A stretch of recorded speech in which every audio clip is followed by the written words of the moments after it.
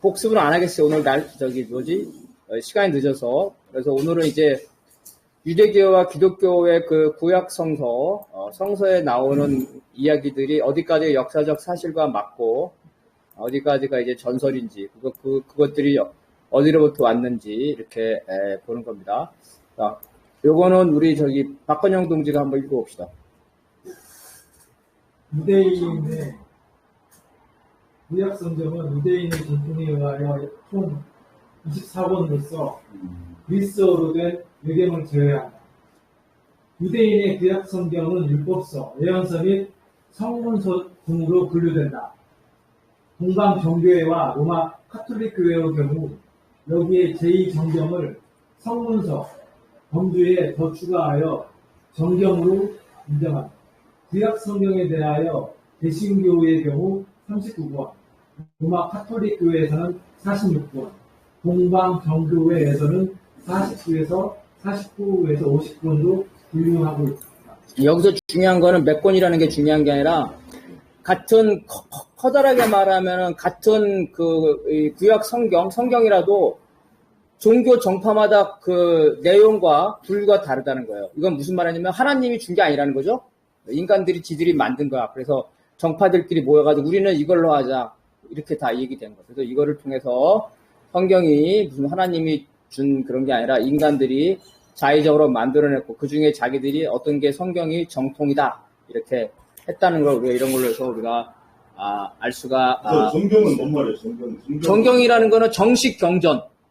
정식 경전. 그러니까 이게 성경책이 여러 가지 버전이 있었던 거예요. 네. 근데 종교 회의를 통해서 예를 들어서 예수가 형제가 있었다. 이런 내용도 있었다는 거예요, 옛날에. 근데 예수한테 형제가 있다고 말하면 예수의 신성이 이상해지잖아요. 그러니까 예수의 형제들 얘기는 다 빼버리는 거야. 이런 식으로 해서 인간들이 만들어낸 거라는 거죠. 자, 그리고 이런 거는 우리 빨리빨리 읽어봅시다. 그런 무슨 의미인지만 알면 돼. 이거 함계남 동지를 보면 돼요. 율법서는 성경의 가장 앞부분이며 창세기, 출애굽기, 레위기, 민수기, 신명기 등 5권이다. 이스라엘 민족의 율법의 내용이 대부분을 차지한다. 모세가 저술했다는 전승에 따라 모세 오경이라 불리기도 한다. 예언서는 예언자들의 기록이며 이스라엘 민족의 역사에 기록하는 신의 모습을 기록한 것이다. 정기 예언서는 예언뿐만 아니라 이스라엘 민족의 역사와 이곳에 있는 예언서, 사무엘, 사무엘, 열왕기 등 4권이다. 어쨌든 그래서 기독교의 고향이죠. 기독교의 고향. 기독교는 이스라엘의 민족 종교였다는 거죠. 그래서 그 세계적인 종교가 원래 아니었다는 거예요. 근데 이게 세계적인 종교로 발전했다는 거고. 그래서 구약은 대부분 이스라엘 역사에 가는 거고. 그 중에서 이스라엘 역사 중요한 거는 이스라엘이 이 식민지에 있기 때문에 이스라엘의 민족 해방 역사, 이스라엘의 민족 해방 투쟁, 그죠? 출애굽기, 모세가 자기네 민족을 데려오는 거, 바빌론의 유세. 그래서 유대교에서의 그 메시아는 장군님이에요. 싸우는 전투하는 장군님, 민족 해방 장군. 근데 예수에 와서는 이제 싸움이 아니라 사랑으로서 세계 종교가 됐다는 거고. 그래서 여기도 안 읽어봐도 될 것 같아. 이렇게 다 이스라엘에 관한 역사 이런 것 중에서 일부가 이제 기독교로 전환된 거죠. 그래서 기독교와 유대교의 차이점은 바로 뭐냐면 유대교의 민족 종교가 세계 종교로 발전했다는 거죠. 그러니까 구약 중에서 이스라엘하고만 관련된 부분들을 기독교에서는 이제 이 성경에서 축소했겠죠. 배제하거나 축소하거나 이렇게 됐다. 같은 구약 성경이더라도 다 다르다는 거예요. 자, 그 다음에 요거는 우리 양수동지가 빨리 읽어보면 돼요. 유대교와 달리 그리스어 문화권은 디아스포라, 유대인 해외과 이방인들을 중심으로 성장하였다. 기독교는 히브리어 성경을 그리스어로 번역한 70인 번역본을 성경으로 사용하고 있다. 그런데 70인 번역본은 히브리어 원본이 존재하지 않았기 때문에 공식 경전에 포함시킬 것인지가 논란이 되었다. 이에 AD 90년경 나사렛 이단 세력, 즉 오늘날 기독교 축출을 목적으로 남미아 회의가 열렸는데 이 회의에서 현재 타나크의 4권은 24. 네. 24번의 모든 문서가 유대교 경전으로서 공식적으로 인정받았다. 여기 이제 기독교는 예수 이후에 오늘날 기독교를 말하는 거예요. 그거 차이점이에요. 그래서, 자, 기독교, 유대교는 이스라엘이죠. 이스라엘. 그러니까 히브리어죠. 히브리어. 근데 기독교는 세계 종교죠. 그러니까 최초의 것들이 세계 종교니까 그리스, 로마. 그죠? 그리스, 로마. 그래서 그리스어로 번역한 거예요. 그죠?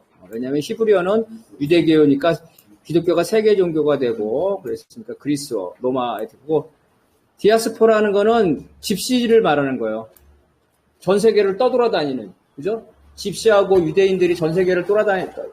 나라를 잊어버린 이유는 이스라엘인들이 하도 민족 해방 투쟁을 하니까 에루살렘을 로마가 짓밟아서 폐허로 만들고 유대인들을 에루살렘에서 다 쫓아내요. 그리고 에루살렘을 못 들어오게 해. 그래서 유대인들이 이제 세계에 돌아다니게 되는 이런 형태. 이게 디아스포라는 게 이런 거예요. 이 단어를 좀 알고 있으면 좋을 것 같아요. 그리스하고 로마는 어떻게? 이탈리아 로마 아니에요? 그리스 로마도 있나? 아니 그리스하고 이탈리아하고 따로따로 돼 있지. 그리스는 아테네 이런 데가 그리스잖아. 그리스, 그리고 아까 말한 것처럼 유대인들은 예수가 다른 메시아와 마찬가지로 민족해방 장군으로 알았어요. 그래서 유대인이 예수가 군사를 일으켜가지고 로마와 싸워서 이스라엘 민족을 해방시킬 줄 알았거든요. 그런데 예수가 사랑을 얘기하고 칼로 쓰는 자는 칼로 망한다고 해서 그렇지 않았잖아요. 그러다 보니까 유대인들이 이제 예수한테 실망을 해요. 실망하죠. 그래서 예수가 사망한 이후에 두 파로 나눠져요. 이스라엘 유대의 민족해방 전쟁, 무장투쟁이죠. 무장투쟁을 계속하는 쪽, 이게 이제 유대교 쪽으로 가고, 그 다음에 무장투쟁이 아니라 예수의 이 기독교를 포교하는 것, 그죠? 기독교를 포교하는 것, 이거를 한쪽이 나눠. 평화적으로 포교하지 않은 쪽, 이쪽이 이 로마로 가게 되는 거예요. 그래서 유대교에서는 이제 유대교와 기독교가 여기서 분리되는, 그래서 유대교가 이 기독교, 예수의 세력들을 이단으로 정하고 축출했다는 거예요. 예수가 살아있을 때는 유대교와 기독교의 분리가 모호했는데, 예수가 죽으면서 이스라엘 민족해방 투쟁을 하는 쪽과 그러지 않고 포교를 목적으로 하는 쪽으로 나눠졌다는 거죠. 이렇게 됐다는 거예요. 자, 요거는 우리 박헌영 동지가 빨리 읽어봅시다. 배경만 보는 거, 우리가 배경만. 히브리어 원문의 존재가 가장 핵심적인 정전성 결정의 부분이었다.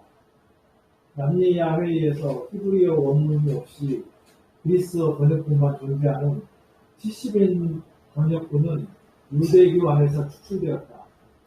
대신 유대교는 히브리어를 모르는 디아스포라 유대인들을 위해 신약기를 개본하여 아킬라역을 새롭게 번역하였다. 그런데 70인 번역본에는 유대교가 아닌 기독교가 중요시하는 제2경전이라 불리는 7개의 서적 및 2개의 정경 추가분이 포함되어 있었다. 397년 카르타고 공의회에서 유대교에게는 인정되지 않은 70인 번역본의 경전성을 인정하며 구약성경을 일단 확정되었다.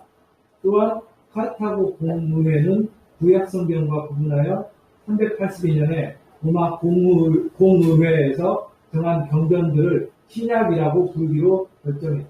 여기서 중요한 첫 번째는 구약성경이 유대교와 기독교 간의 구약성경의 내용이 틀리다는 거예요. 범위가 틀리다는 거예요. 그래서 유대교는 민족 종교죠. 히브리어 원문이 없는 거는 인정을 안 해줬다는 거예요. 첫 번째, 그래서 구약성경의 내용이 유대교와 기독교가 틀리다. 다시 말해서 성경이라는 거는 절대성이 없다는 거예요.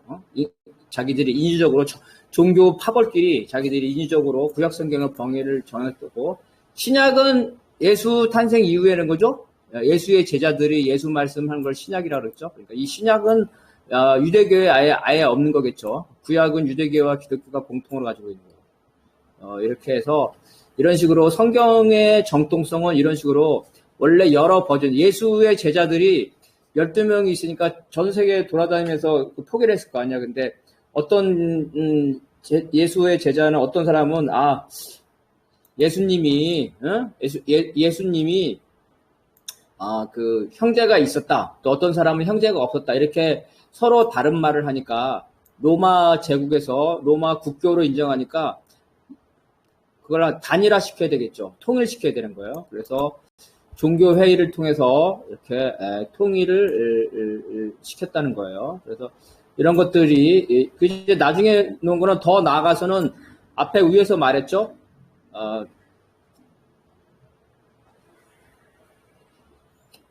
동방종교는 어디냐면은 그리스 종교, 러시아 종교 아시죠? 러시아 종교. 이게 동방종교예요. 그래서 로마의 카톨릭과 동방종교에도 성경이 다 달라진다는 거예요. 그래서 이런 것들 이거 다 읽을 필요 없고 그래서 그런 거라는 거예요. 자, 요거는 한계남 동지 읽어봅시다. 유학 성경의 원문은 소실되어 없으며 원문에 가깝다고 여겨지는 것을 3번도 존재합니다. 유학 성경은 애초에 이 판본 가운데 시대별로 신뢰성이 높다 여겨지는 판본을 번역하거나 번역본을 다른 언어로 재번역하는 경우 절차를 통해 2005년 카톨릭의 새 번역 성경이 쓰일 당시에 참고했던 판본 중 마소라 문문은 많은 성경 번역본의 원문이 되었다. 마소라 판본 외에도 11세기 초에 제작되어 레닌그라드 국립도서관에 소장되어 있는 사본, 레닌그라드 사본을 표준 본문으로 여긴다. 그게 철에는 다양한 히브리의 수학을 구약 성경의 원경 히브리로 된 그 원문이 없다는 거죠. 그래서 여러 가지 판본이 존재한다는 거예요. 그래서 그 중에 어떤 것들을 정통으로 인정할 것인가들이 각 종교 교단마다 조금씩 달랐다는 거예요. 그런 것들을 이 얘기를 하고 있는 거고 이제 구약 성경의 내용이에요. 이 내용은 자 이거는 양세동자 읽어봅시다. 유대인의 성경은 대략 기원전 1500에서 400년대 바빌로니아, 팔레스티나, 이집트 등의 지역에서 전해지던 이야기들이 기록된 정전들을 모아 놓은 것이다. 율법서의 경우에는 유대 왕국 후반부터 바빌론 유수기의 성문서의 예언서, 선지서의 경우에는 바빌론 유수기부터 예루살렘 귀환 이후에 작성된 것으로 추정된다. 구약 성경의 각 문헌들은 여러 갈래의 전승들이 다양한 기록자에 의해서 채석되었고 지역 및 시대에 따라 다른 갈래의 문서들이 만들어졌다. 기원전 4세기에 히브리어 문헌을 대상으로 경전을 정리하는 작업을 본격화하였으며 기원전 2세기경 오늘날의 모습으로 경전이 완료되었다. 우리 앞에서 배웠죠. 메소포타미아가 제일 오래됐다 했잖아요. 그 이집트, 소아시아 지역, 그죠? 그 다음에 터키죠. 이런 지역이죠. 이런 지역이, 이스라엘보다 훨씬 그 오래된 역사를 가지고 있다 그랬죠. 그리고 이스라엘인들이 바로 메소포타미아에서 팔레스타인으로 이주했다 그랬어요. 그래서 유대인의 성경은 사실은 자기들보다 문명이 발달된 선대 문명에서 전해지는 얘기, 그게 나와요. 노아의 방주, 에덴 동산, 이런 거 다 다른 나라에서 다 있었다는 거예요. 발견됐어요. 그래서 그거를 짜집기 했다는 거예요. 그래서 여러 문헌들이, 그죠? 다양한 기록자에 의해서, 마치 춘향전도 춘향전에 살았잖아요. 그죠? 살았는데, 춘향전 중에 일부는 춘향이가 옥중에서 죽은 것도 있대요. 여러 버전이 있다. 그 성경도 여러 가지 버전이 있다. 다시 말해서 성경이라는 거는 하나님이 어떤 절대적으로 한 게 아니라 다 인간들이 만들어냈다는 거예요. 그래서 오늘날에 가장 가까운 것들이 약 기원전 2세기 경에 오늘날의 모습으로 나타났다는 거죠. 자, 요거는 우리 함계남 동지가 빨리 보십시오. 1874년 오늘날의 이라크 지역인 모스마 투르크 알바스라에서 수메르 시대의 작은 조각상들이 발견되었다. 이 소식을 들은 프랑스 무용사 샤르데크는 단독 채권권을 확보해 1877년부터 유물을 발굴하였다. 1933년까지 발굴을 통해 이 유물이 나온 곳이 수메르 고대 도시 라마시임이 밝혀졌다. 이곳에서 발굴한 5만여 개의 활용 문자 비문들이 이후에 판독되었다. 비문의 내용과 구약 성경의 내용은 많은 부분에서 유사하였다. 1849년 아시리아의 고도 니네 내용 유적에서 노아우 홍수설화의 원전이 되는 메소포타미아 홍수신화에 증폭한 문서가 발견되었다. 1922년 대영대로 박물관의 후원을 받아 발굴 작업을 지휘하던 레오나르 은리경이 성서에서 언급된 도시 우르를 발굴하였다. 그래서 제 성경에서 보면은 어떤 역사적 사실이 있고 그 다음에 하나의 전설에 불과한 것들이 있는데 역사적 사실과 전설을 구별하려는 게 유적을 통해서 나온다는 거예요. 나지만은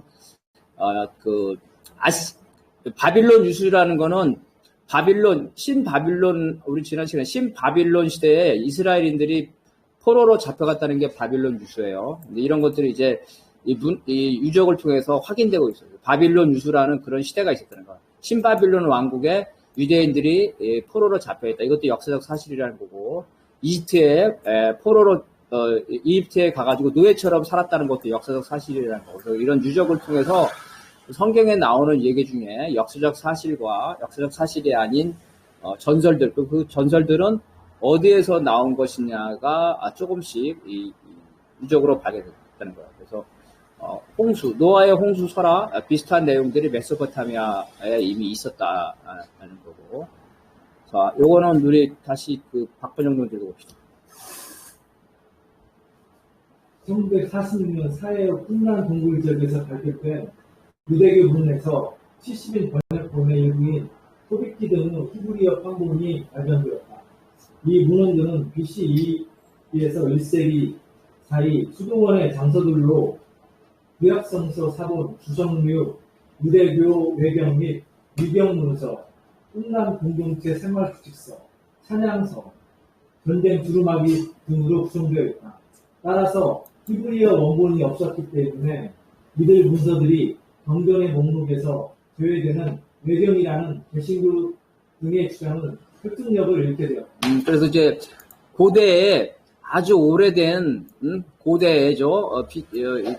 BC 2세기에서 1세기니까 예수가 태어나기 전이죠. 그때 당시에 고대된 그 성경의 그 구약 성경이죠. 그런 것들이 일부가 발견됨으로써 개신교가 이제 그런 문서들이 없다. 그래서 성경책에서 제외됐는데 설득력이 무슨 말이냐면 역사적인 발견으로 인해서 성경의 범위가 달라진다는 거예요. 성경의 내용들이 다 이런 것 보더라도 성경은 인간이 만들어낸 거에 불과하다는 거죠.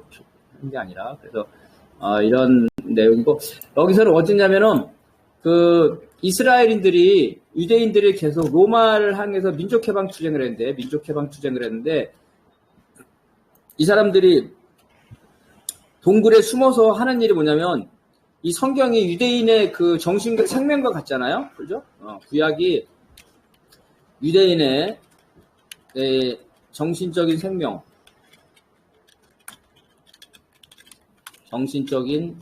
생명과 같아서 이 사람들이 동굴에서 숨어서 한편으로는 그 무장투쟁을 하면서 수도승들이죠. 수도승 이런 그 성직자들이 이거를 옛날에는 종이가 없었으니까 양피, 그죠? 양가죽이나, 그죠? 이런 에다가 이 성경을 필사를 하는데, 로마는 어때요? 유대인의 정신인 이 성경을 다 파괴하려고 그랬죠. 그걸 필사해서 항아리에 숨겨놔. 여기저기. 항아리에. 우리 조선 실록을 네 군데다가 하는 것처럼 이런 식으로 해가지고 숨겨놓은 거예요. 그 이제 많은 부분이 로마 군에 의해서 파괴가 됐는데 이게 1946년 사회지역에서 이게 발견된 거예요. 목동이 우연하게 발견이 됐어. 그래서 이 성경의 유래에 대해서 결정적인 게 나오게 된다는 거예요. 자, 그 다음에 요거 상미람도 읽어봅시다. 어우 시원하다. 구약성서는 아브라함 시대에 기록된 것이다. 그가 살았던 추정년은 기원전 2000년에서 1800년이고 그의 고향은 메소포타미아 지역의 우르라는 도시였다. 우르는 당시 메소포타미아 지역에서 가장 먼저였고 아브라함은 고향인 우르로 떠나 지금의 이스라엘인 가나안 땅으로 가지만 그것 또한 메소포타미아 문명의 영향권 하에 있었던 곳이었다. 그렇지. 그래서 유대 민족보다 더 앞섰던 메소포타미아 지역에서 유대인들이 팔레스타인 지역으로 가나안 지역으로 왔기 때문에 유대 구약 성경에 나오는 많은 것들은 사실은 그 앞에 있는 메소포타미아 앞선 문명들로부터 영향을 받은 거라는 거죠. 자기들이 직접 한 것도 있지만 영향을 받은 거는 많다. 자, 요거는 우리 장수 동지가 빨리 읽어봅시다. 구약 성경은 하나님의 창조로 시작된다. 창세기 1장부터 7장까지의 내용 실존 인물이 아브라함이 등장하기 직전까지 신화적인 내용으로 상세부터 노아의 풍수 심판까지 이야기를 듣고 11장의 마지막은 노아의 자손들로부터 아브라함까지 족보가 자세히 나와 있고 그들이 살았던 나이까지 정확히 기록되어 있다. 그들의 이름과 산 나이 등은 산 나이가 이름과 살았던 나이라는 뜻인데 나이 등은 매우 정확하게 기록되어 있어서 그 나이들을 더해 올라가면 노아 사건의 연도까지 계산할 수 있을 정도예요. 창세기 12장부터 아브라함의 이야기가 시작되는데 아브라함부터 신화가 아닌 유대교의 역사가 시작됩니다. 그러므로 아브라함 이야기가 시작되기 전인 11장까지 이야기 중 천지창조, 에덴 이야기, 홍수 이야기, 바벨탑 이야기는 수메르 신화와 유사하다. 그래서 이제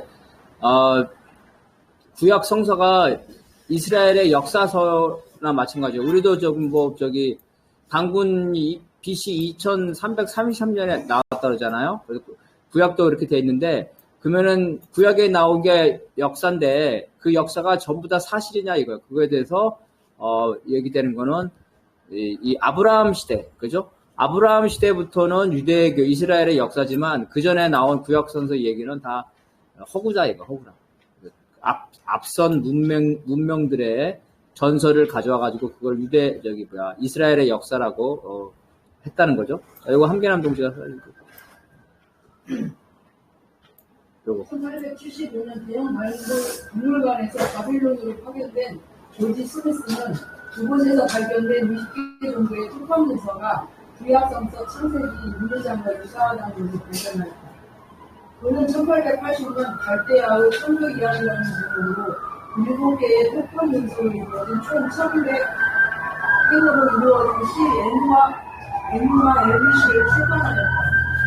자, 그래서 다 볼 필요 없고, 자, 그래서 창세 신화가 나오는데, 그 창세 신화도 이 성서에 나오는 천지 창조, 그리고 그리스 창조 신화, 이런 거가 대부분 다 유사하다는 거예요. 그래서 성직자들, 고대의 유대교의 성직자들이 이런 것들을 이제, 그 전설을 성경으로, 들어왔다는 거죠. 그걸 만들었다는 거예요. 그래서 막스가 공산당 선언에서 말했죠.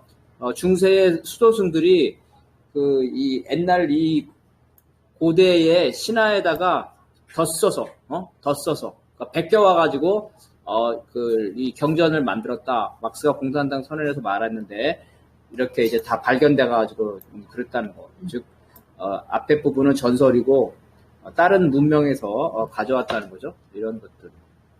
자, 여기서, 자. 근데 이거 박건영 동지가 지금 기독교 믿고 있죠. 그러니까. 안타까운 부분이. 아니, 그걸 이제. 사실은 저는 보면서, 기독교 성경이 있고, 아까 말했던 것처럼, 그래서 수메르 이집트 쪽 아니에요? 문화죠. 수메르, 메소포타미아. 그죠. 아니면 또 보면은 실제적으로 알라라고 하는, 이제 우리 사람들에서 보면은, 같은 역사를 공유하는 거. 그것을 야훼라고도 부르고, 알라라고도 부르고, 또 보면은, 여기서 저도 이제 그런 얘기가 얼핏 들었는데, 그냥 들으면서 나름대로 좀 생각이 좀 정리되면서, 이게 보면은 저도, 아니. 종교는 믿어야지. 우리 공부했잖아. 종교는, 현실의 모순이 사라지지 않는 이상 종교는 지속되고, 그 신앙을 가진 사람들의 신앙심은 우리가 존중을 해줘야 된다고. 아니, 거기 보면, 이런 게 보면, 믿어봐야 필요도 없는 어차피 거기는. 알았어, 자. 이집트라든가, 메소포타미아, 그들의 문화지, 우리의 역사는 아니긴 해요, 사실. 자. 우리 역사가 아니긴 하지만. 우리, 일단 지나갑시다. 그래서 이제 수메르라는 곳에 지상 낙원이라는 이러한 것들이 있다고 이제 표현이 됐다는 거죠. 그래서 요거는 우리 한계남 동지가 읽고. 에덴이라는 어원 자체가 수메르어 에림에서 파생되었다. 그 뜻도 피리스랑과 유프라테스강 사이의 초원 즉 메소포타미아 지역을 일컫는 것이다. 수메르 신화 이야기 중 엠메카르와 아라타의 주인이라는 시에서는 처음에 모든 사람들이 에리에스에게 한 언어로 찬양을 드리던 우토피아적 시작을 모해하고 있다. 구약 성서에서 신과 인간 사이에 어떤 갈등도 없던 강원과 분명한 내용이다. 그래서 이제 구약 성서에는 그 에덴 동상에서는 어때요? 언어는 하나밖에 없죠. 그죠? 언어는 하나, 모든 사람이 같은 언어를 그 하나님과 소통도 할 수 있고, 그런데 사탄, 그죠? 선악과를 먹으면서 오늘과 같은 인간 사회가 됐다는데 그런 내용들이 이미 이제 수메르 쪽에, 전설 쪽에서 유적으로 확인됐다는 거예요. 자, 이것도 빨리 우리 양수정 읽어봅시다. 그래서 헷갈려요. 열심히 이렇게 하시는 동기들이 그런 걸 믿으니까 믿으면 알아야 되나. 종교의 신앙은 존중해줘야 된다고. 현실의 모습을. 이성을 떠나가고 때도 있어, 사실은. 자, 빨리 읽어봐봐요. 우리 진도 나가야 돼. 그러나 결국 지혜와 언어의 신인 NP신과의 갈등으로 낙원 생활로 끝이 납니다. 이것은 아담과 이브가 선악을 분별하는 지혜를 알게 된 후 낙원을 쫓겨나는 것과도 동일하는 스토리다. 또 NP와 민후르상 신학에도 하나의 낙원이 묘사되어 있는데 그곳은 사자가 앉히지 않고 늑대도 양을 채가지 않으며 아름다운 과일이 자라고 동산지기 지고 있는 장소이다. 이것은 모든 동물이 함께 평화롭게 살며 함께 의사소통을 하며 산다는 성서의 낙원과도 일맥상통한다. 또 수메르 지하수의 신가 새로운 과일을 먹었기 때문에 그 땅의 여신이 남후르삭으로부터 저주를 받는다는 내용이 나오는데 이것은 선악과라는 사실을 까먹고 신으로부터 저주받는다는 구약 성서의 신라권과 흡사하다. 신라곤, 낙원을 상실했다는 거예요. 신라권. 그러니까 에덴 동산을 상실했다. 왜? 하나님의 말씀, 저 선악과를 따먹지 말라는데 그 뱀의 유혹을 받아서 이런 뜻입니다. 자, 그래서 이런 홍수신화도 구약 성경뿐만 아니라 여러 곳에 다 등장한다는 거예요. 그래서 이게 이제 유적으로 발견됐다는 거죠. 그래서 구약 성서에 나오는 그 노아의 방주 이 부분이 아시리아 제국에서 내용이 이거는 이제 우리 함기남 동지 읽어봅시다. 수르밤이 이미 오래된 도시였을 때 신들은 죄 많은 인간들을 멸망시키려고 한다. 그러나 에아시는 후시트를 가엾이 여겨 갈대로 엮어 만든 얇은 벽을 통해 홍수에 대해 알려준다. 에아시는 그에게 집을 허물고 재산을 버리고 배를 만들어 모든 생물의 씨를 가지고 생산하라고 명한다. 그 다음날부터 일을 시작하여 우토 나피시티는 커다란 7층의 방주를 만들고 물이 스며들지 못하게 역청을 안팎으로 칠한 후 그 문 동물 우토 나피시트 가죽, 친척 그리고 일꾼들과 함께 생산합니다. 이제 노아의 방주 그죠? 거의 똑같다고 봐야 되겠죠? 그래서 이런 것들이 이미 성경에 나오는 많은 전설들이 사실은 자기들이 살고 있던 앞선 문명에서 다 가져왔다는 거예요. 자, 요거는 우리 박건영 동지 읽어봅시다. 구약성서 바벨탑 이야기는 바빌론의 창조신화로 알려진 오느마 엘리슈에 나타나 바빌론의 지브라트와 그 신전인 에상빌라의 건축에 대한 이야기를 제작한 이야기, 특히 신들이 탑을 무너뜨리고 사람들이 흩어진 이야기, 신들의 영역을 침범하는 탑 이야기, 언어의 다양성에 관한 이야기는 두 이야기의 공통점입니다. 바벨탑 이야기의 핵심은 모든 인간이 한 언어를 사용하니 하나님이 탑을 허물어 인간들을 모두 각기를 흩어 각기 다른 언어를 사용하겠다는 것이다. 모든 사람들이 같은 말을 사용했다는 기록은 수메르어로 쓰인 엔메르카르와 아라타의 주인이라는 서사시에서도 발견됩니다. 그 다음에 이제 구역에 관련된, 신약에 관련된 부분인데, 이거는 우리 한겨남 동지 봅시다. 예수의 어머니인 마리아가 신경과적인 마리아 속에 있는 것은 메소포타미아 북서부 오늘날의 터키 남동부에 있는 시리아의 도시 에페사라고 여겨지고 있다. 이것은 고대 바빌로니아의 헤어신인 이슈타르 숭배가 설했던 곳이다. 그러니까 여신 숭배 문화가 마리아 숭배 사상으로 이어진 것이다. 초기 기독교 사회에서는 마리아 숭배 사상이 없었다. 431년 소아시아의 국제조직 에페소스에서 열린 중교회의에서 신의 어머니로서 마리아의 신성을 정식으로 인정하게 되고 그 뒤 마리아 숭배가 순식간에 퍼지게 된 것이다. 마리아 숭배 사상이 종교개혁 후에 신교에서는 사라졌다. 자, 우리 교회에서 마리아를 성녀로 해가지고 뭐 동상 만들어서 마리아를 숭상하나요? 안 하죠. 근데 저기 카톨릭에서는 가면은 그 성모 마리아 상 있잖아요, 그죠? 이런 것들이 같은 역사적인 건데도 내용이 다 다르다. 다시 말해서 다 종교의 지도자들이 모여서 자기들이 결정한 거라는 거. 그리고 그런 것들을 할 때 이런 자기보다 앞선 시대의 문명에 나온 이야기들을 많이 반영을 했다는 거예요. 그래서 성경책 얘기는 됐고, 그 다음에 이제 예수 문제를, 예수의 삶을 한번 봅시다. 자, 요거는 우리 양수 동지가 빨리 그러면 돼요. 성경은 신약 성경과 이슬람교 쿠란의 기독교였으나 힌두교에서도 기존되고 있다. 예수 탄생일이나 부활일은 전파마다 다르다. 동방박사에 대한 언급은 예수가 메소포타미아나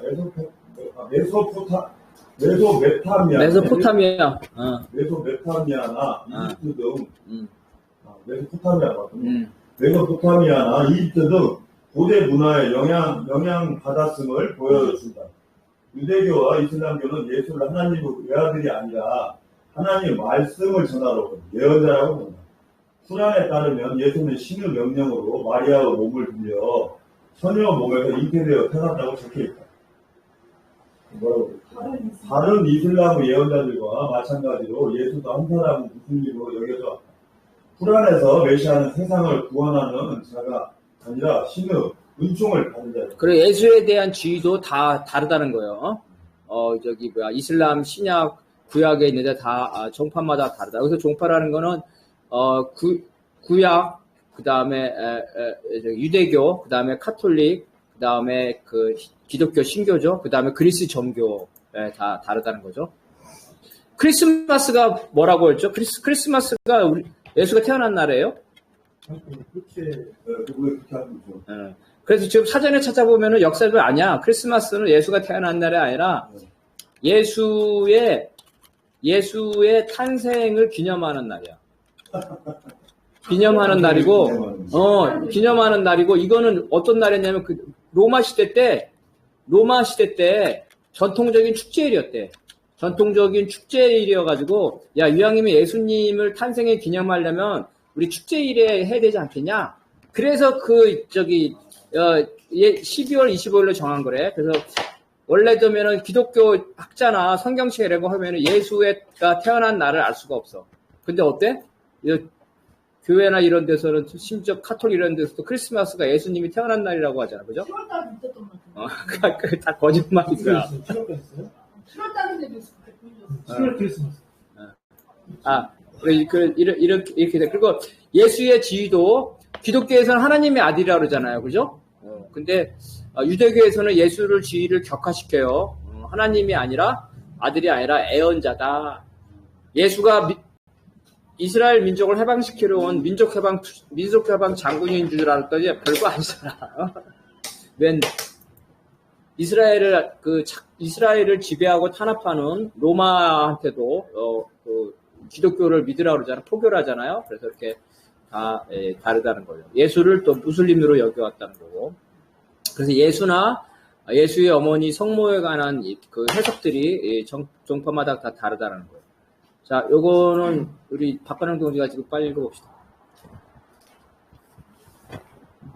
유대교의 메시아는 신이 보낸 단신반예로서 이스라엘을 탄압하는 민족을 멸망시키고 이스라엘을 해방시켜주는 정신적, 군사적, 정치적 지도자이다.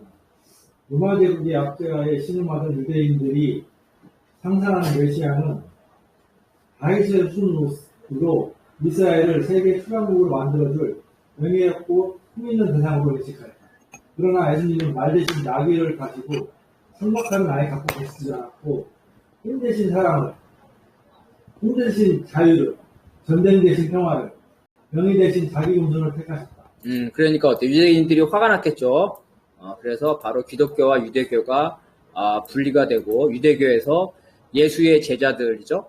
그거를 소위 말해 민족해방 전쟁에 가담하지 않는 예수의 제자들을 이제 유대교에서 쫓아내버리는 거예요. 이단으로 정한 거야. 그러니까 기독교는 유대교 내에 하나의 종파였는데 유대교에서 이단으로 정해서 축출당한 거예요. 근데 차이점은 뭐냐면 바로 유대교는 민족해방 전쟁, 이스라엘 민족해방 전쟁이고 기독교는 세계에 대한 사랑이죠. 보편적인 종교. 그래서 민족 종교가 세계 종교로 바뀌었다는 거. 바로 이게 민족적 색채를 인류적 색채로 한 거죠. 이렇게 됐다는 거예요. 그 예수가 왜 이런 세계 종교적인 세상을 가졌냐면 이제 예수의 성경책에 보면 예수가 갑자기 어린 시절에 나타났다가 30대로 바로 나타난 그 사이에 예수의 행적이 없는데 뒤에 나와요. 예수가 고대 문명을 여행했다는 거예요. 메소포타미아나 뭐 이렇게 이집트나 심지어 인도까지 여행을 해서 세계 여러 곳을 여행하면서 세계 시민적 사상을 갖게 됐다는 거예요. 그런 이제 그렇기 때문에 예수가 이스라엘만 생각하는 게 아니라 세계를 생각하는 그런 세계 종교를 만들어냈다는 거죠. 인식의 전환이죠. 그래서 성서에서 삭제된 예수의 어린 시절에 관한 이야기들 이런 것들이 다 있어요. 성서에서는 이단으로 되죠. 그래서 예수의 어린 시절이 많았지만 이 성서를 정통으로 하는 과정에서 대부분 삭제했다는 거예요. 예수의 신성을 강조하기 위해서 어린 시절. 그래서 그리스어와 라틴어로 된 원문이 발굴되고 있다는 거예요. 예수의 어렸을 때의 시절, 그죠? 이 시절을 성경에서는 삭제해버렸다는 것. 예수의 신성을 강조하기 위해서. 예수는 인간이 아닌, 예수의 인간다운 얘기를 많이 쓰면 안 되겠죠. 예수의 형제자매도 다 삭제하고, 예수가 형제자매가 있었는데, 이렇다는 거. 그 다음에 이런 거, 여기는 이것도 한 개라도 빨리 읽어봅시다. BC 63년 로마의 콘드리우스가 이끄는 군대가 유대를 침략하여 대략 나타나고 대부분의 유대 여인들을 부상합니다. 예루살렘의 여호와 신들을 지키던 정령군 로마병사 폰데가가 당시 베드의 사장의 딸이었던 마리아를 승복해하는 예수를 낳은 것이라고 유대 사회에 널리 알려져 있었다. 당시 유대의 풍습에 의하면 여성이 12에서 13세에 이르면 몇 달 혹은 1년 정도의 약혼 기간 끝에 결혼을 했다. 마리아도 12, 13세에 결혼을 예수로 낳았다. 또한 유대의 율법에 의하면 부정한 약혼은 돌로 쳐 죽이든지 국형에 처하였다. 그래서 이제 유대교면은 이제 마리아가 우리는 기독교에서는 성녀로서 하나님의 그걸로 낳았다 그랬잖아요. 거예요. 근데 이제 다른 해석은 로마 병사에게 강간을 당했는데 이미 그 당시에 그렇게 될 경우는 어떤다가 부정한 돌로 쳐 죽이든지 극형에 처해야 되기 때문에 아버지죠 요셉이 자기 이제 그 부인을 보호해야 되잖아요. 그러니까 강간이 아니라 하나님의 뜻으로 임신했다 이렇게 이제 했다는 거예요. 그래서 이제 기록의 유대인들이 어떻게 해서 예수 당시는 간통으로 태어났다고 외치는 기록이 발견되었다. 그죠? 기독교 초대교회에서 로마 병사와 마리아의 통정으로 예수가 태어났다는 그러한 기록들, 소문들이 있다는 거예요. 그래서 이렇게 돼서 이제 철학자와 성직자의 싸움이 벌어져요. 그러니까 철학자들은 기독교와 예수의 신성을 비판하는 거고, 성직자들은 그 철학자들의 주장을 논박하면서 예수의 신성을 방어하려는 거예요. 그래서 요거는 그냥 우리 빨리 한번 우리 박관영 동정도 봅시다. 플라톤과 에피쿠로스의 영향을 받은 그리스의 철학자 켈수스는 177년 자신에 져서 진리, 온투 독트린에서 예수의 탄생, 기적, 부활 등 기독교의 허구성을 비판하였다. 켈수스는 이 책에서 유대인 사회의 소문에 근거하여 예수가 분술장인으로 예수가 태어날 당시 팔레스타인에 주둔한 로마군 병사 티베리우스, 줄리우스, 아부데스 판데라와 마리아 사이에서 태어났다고 주장합니다. 1859년 10월 라인 강변 근처에서 도롱사를 하던 도중 우연히 로마인들의 묘비가 발굴되었으면 여기서 로마 병사 판드라의 묘비가 발견되었다.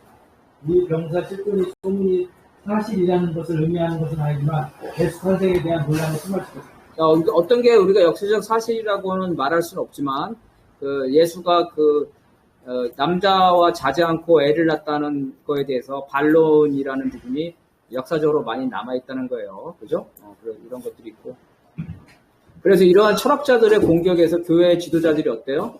이거를 맞서 싸워야 되겠죠. 그래서 철학자들과 성직자들의 이론 투쟁이 시작되는 거예요. 이런 사람들을 변증가라고 불렀답니다.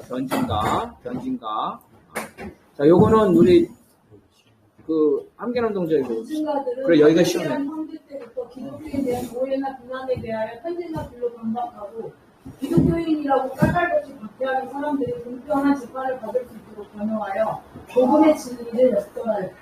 변증가들이 복음의 진리를 헬라어의 철학적 개념으로 설명하였는데 일부 신자들이 신성을 모독하는 것이라고 반발하였지만 중세로 이어지는 이성적 신학의 기초로 돌아왔다.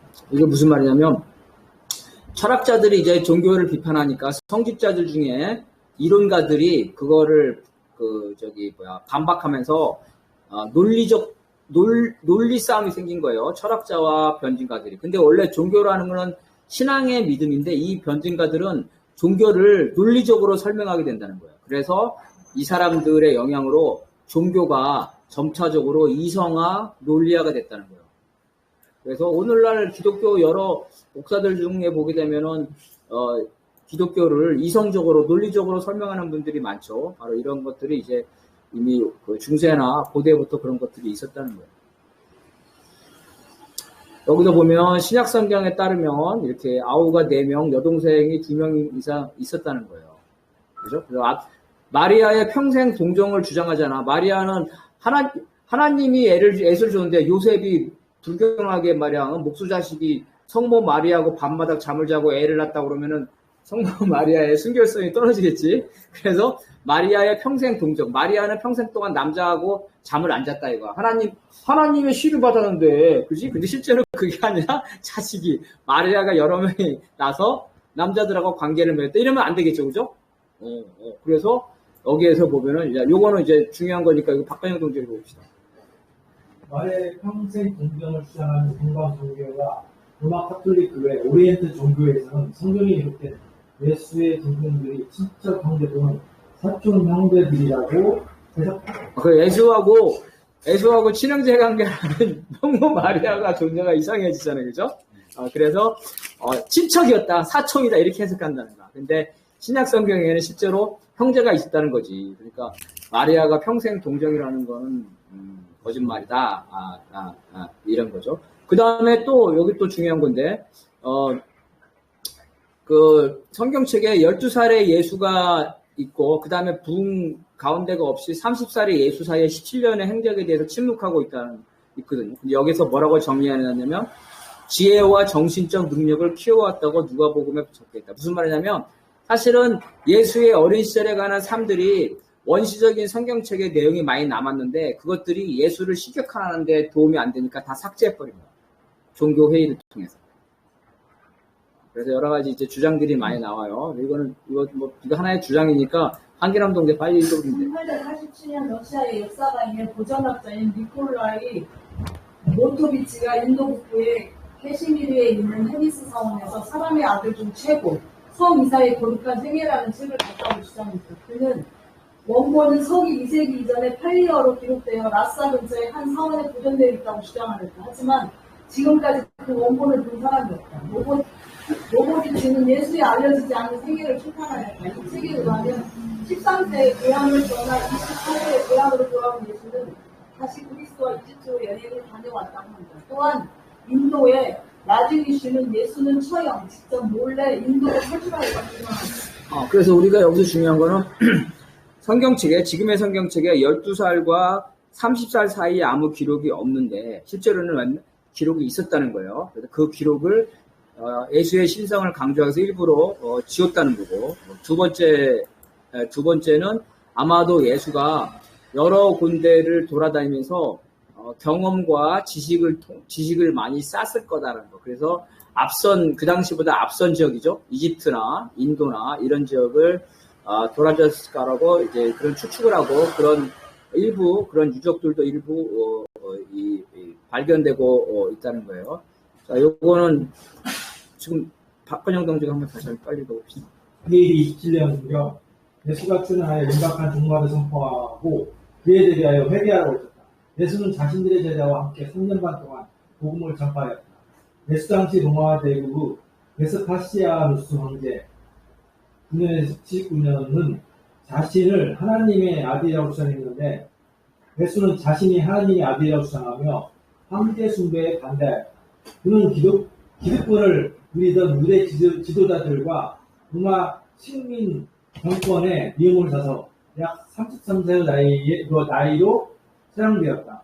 예수가 못 박힌 십자가에는 유대인의 왕이라는 죄명이 쓰인 명패가 달려 있었다. 쿠란에 따르면 예수는 살해당하거나 십자가에 매달린 적이 없고 다만 천국으로 들려 올려졌다. 그래서 옛날에 황제들, 우리 천자라고 그러죠. 중국 황제가, 그죠? 천자가 뭐야? 하늘의 아들이라는 거잖아요. 그러니까 동양이나 서양이나 이 황제 새끼들은 자기를 신성하게 되어가지고 자신을 신의 아들이야. 여기 하나님은 기독교 하나님이 아니라 어떤 신이겠죠. 신의 하나님이라는데 예수가 자기가 하나님의 아들이라니까 어떤 황제가 저 새끼가 나랑 같은 급이야? 그래서 처형을 했다는 거고, 그리고 이제 동방교수 이렇게 나오더라도 이제 하나님의 아들이 태어날 그 시기에 모든 자식들을 다 죽여라 하는 게 이게 이제 그런 말들이죠. 그리고 정파에 따라서 쿠란도 예수의 실제적인 존재를 인정하는데 그 십자가에 매달린 거라든지 이 천국으로 올라간 부활이라 이런 거에 대해서는 해석을 달리하고 있다는 거예요. 자, 그다음 요거는 예수 얼굴은 뭐 얘기해요. 뭐냐면은 이 조금 그렇게 이해를 도우면은 당시 로마에는 자기들이 인정할 이스라엘이 많이 있는데 실질적으로 예수가 사람들한테 인기가 있으니까 실제 자신들의 질서에 위협적이었기 때문에 제가 그렇지. 하려고 했던 건 명백하고 그거를 계속 그 유대사회에서 자기 지배의 로마가 결탁된 사람들은 결국에는 이제 다 예수가 싫었고 그랬던 그런 상황에서 예수가 그렇게 그런 상황에 처해졌다는 거예요. 자, 요거 읽어봅시다. 얘기 들으니까 양교도 한비남도 이렇게 어떻게 철저하게 제거하려고 느낌이 드네. 자, 양규 동지가 이거 근데 예수 얼굴은 기독교를 공인한 로마를 기준으로 제작된 예수 초상화에 바탕을 두고 있다. 기원후 3세기부터 현재의 외모로 공인되었다. 그러니까 기독교에서는 예수를 이게 예수님의 모습이라고 공인하고 있단 말이야. 근데 실제로 그거는 지들이 만들어내는 거라는 거야. 로마 시대. 그러니까 어때? 예수가 원래 팔레스타인에서 태어났죠. 그러니까 중동 사람이잖아요. 근데 로마는 어때? 유럽이죠. 그 서양 사람이잖아요. 그래서 지난번에 예수 모습을 봤을 거야. 예수 모습을 보면은 예수를 저기 유럽인으로 그리는 경우가 많죠? 근데 진짜 팔레스타인에 태어났으면 예수가 저기 유럽인으로 될 수가 없겠지. 국적이 조금니까 되게 잘생겼다는 거. 이렇게 첫 번째 보더라도 어때? 다 예수의 그림을 지들이 다 따로따로를 이렇게 하고 있죠. 하고 있는데 그 중에 로마 시대 때 이게 예수님의 얼굴이라고 한 거고 그거는 바로 로마는 서유럽이죠. 그죠? 이탈리아. 그러니까 서유럽 백인 형태로 돼 있다. 이런 것만 보더라도 다 사람들이 만들어낸 얘기라는 거예요. 특히 권력이 만들어냈지. 이런 권력이 종교회의를 통해서. 그 다음에 이제 기독교의 탄생은 다 얘기했죠. 유대교들이 계속 민족해방 전쟁을 쭉 해왔다는 거예요. 그래서 그 사이에 메시아들이 장군님이 여러 명이 나타났어. 그래서 매번 독립전쟁을 했는데 로마한테 깨졌는데 그런 시기에 예수님이 나타나면서 예수님을 민족해방 장군으로 생각했는데 그렇지 않기 때문에 유대인들이 이제 그 예수의 그룹들을 이단으로 쫓아냈다는 거죠. 그래서 유대교와 기독교가 분리됐다는 거죠. 그래서 예수는 유대인인데 실제로 유대인들은 그리스교로 개종한 사람이 별로 없대요. 유대교는 되게 폐쇄적이지 않습니까? 그래서 예수는 유대인이었지만 예수를 따르는 신자들은 유대인이 별로 없었다는 거. 이런 면에서 보더라도 이제 세계 정도에 있다는 거죠. 그래서 초기 기독교는 뭐 성경책에 신약이 없었겠죠. 그래서 다양한 관점에서 예수님 가라사대하고 각 제자들이 말하고 다녔다는 거예요. 그래서 다양한 형태의 복음서, 즉 신약성서죠.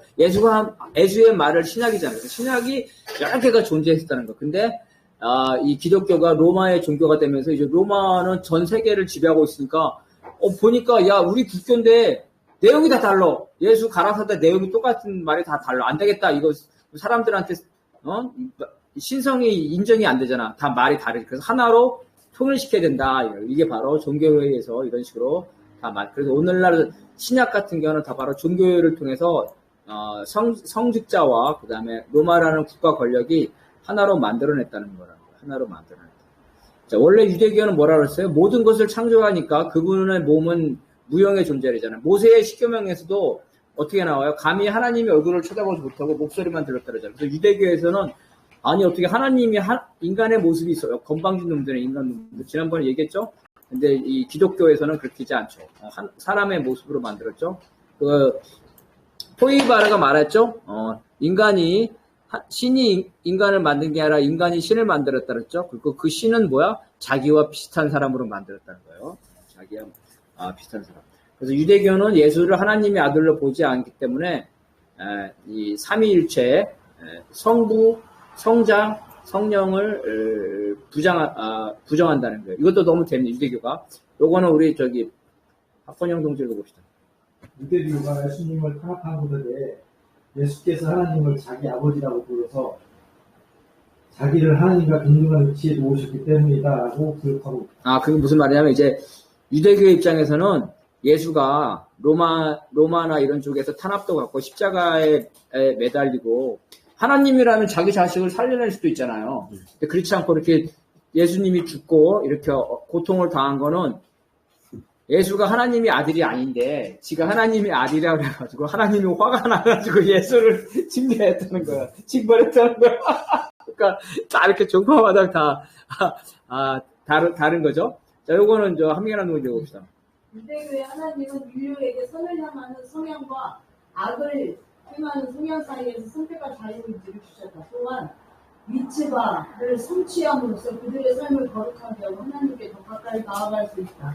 따라서 원죄서를 부정한다. 그래, 이 말이 맞지. 아니, 하나님이 모든 걸 다 만들었다면 악당도 하나님이 만든 거고 전쟁도 하나님으로 만든 건데 말이 안 되잖아. 그러니까 유대교는 그걸 설명하는 거죠. 인간에게 이 선택할 자유의지를 줬다는 거. 그래서 인간이 인간이 자기가 거부할 수 없는 그런 죄를 졌다는 거, 이런 원죄설에 대해서 유대교는 부정한다는 거죠.